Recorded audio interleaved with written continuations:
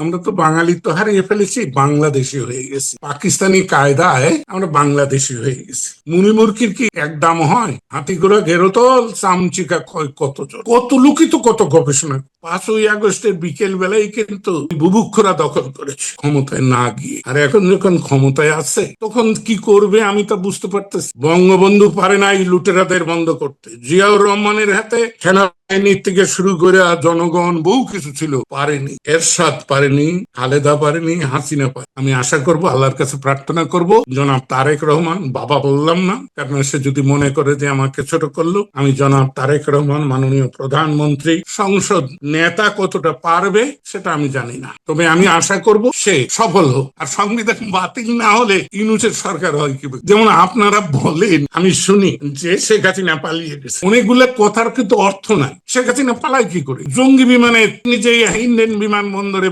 ভারতে নামলেন, পলাইলো কি করে? পলাইছে ওবায়দুল কাদের না বায়তুল কাদের? জানাচ্ছি।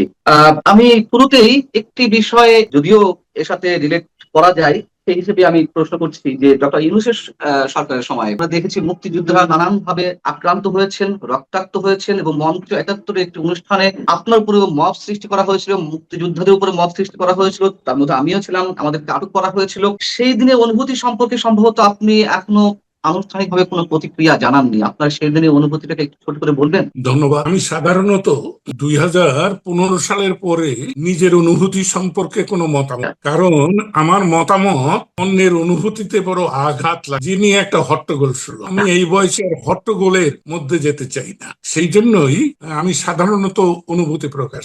তো আপনি যখন প্রশ্ন করলে, কারণ 28শে আগস্ট সেই অনুষ্ঠানে আপনি লাঞ্ছিত হয়েছিলেন, অপমানিত বলবো না, আমরা যারা মানুষের অধিকারের কথা বলি, মানুষের সম্মানের জন্য লড়ি, তারা অসম্মানিত হই সম্মানিত হওয়ার জন্য। কারণ মানুষ সম্মানিত হলে, আমরা যারা মানুষের ভালোবাসায় শিখত, তারা সম্মানিত বোধ করি। তাই সেদিনের অনুভূতি আমার মিশ্র। 8ই আগস্ট 24 যে একটা চক্রান্ত, এই চক্রান্ত বৈষম্য বিরোধী ছাত্র আন্দোলনের নেতৃত্ব করে নাই। যে সাধারণ মানুষ আওয়ামী লীগ এবং শেখ হাসিনার দুঃশাসনের বিরুদ্ধে উত্তক্ত হয়েছিল, বিরক্ত ছিল, ক্ষুব্ধ ছিল, তাদের অনুভূতি সঠিক ছিল। কিন্তু যারা জুলাই আন্দোলনকে বগল দাবা করে নিল, তাদের লক্ষ্য ছিল জাতীয় মুক্তির লক্ষ্যে স্বাধীনতা যুদ্ধ ৭১কে মানুষের মন থেকে ভুলিয়ে দেওয়া, তার জন্য মিথ্যা অপবাদমূলক অপপ্রচার।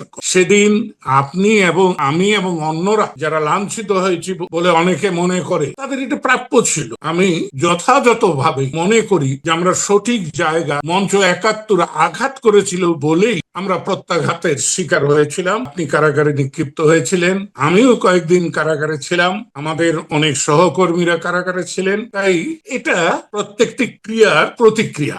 আমরা একটা ক্রিয়া করতে গিয়েছিলাম, সেটা জনস্বার্থে, বাঙালির স্বার্থে, গণমানুষের অধিকার প্রতিষ্ঠার স্বার্থে। যারা গণমানুষের অধিকারকে পদদলিত করতে চায়, ভূতপিষ্ট করতে চায়, বিপদগামী করতে চায়, তারা তাদের প্রতিক্রিয়া দেখাইছে। আমার মধ্যে কোনো বিরূপ অনুভূতি নেই, বরঞ্চ আমি আনন্দ অনুভব করি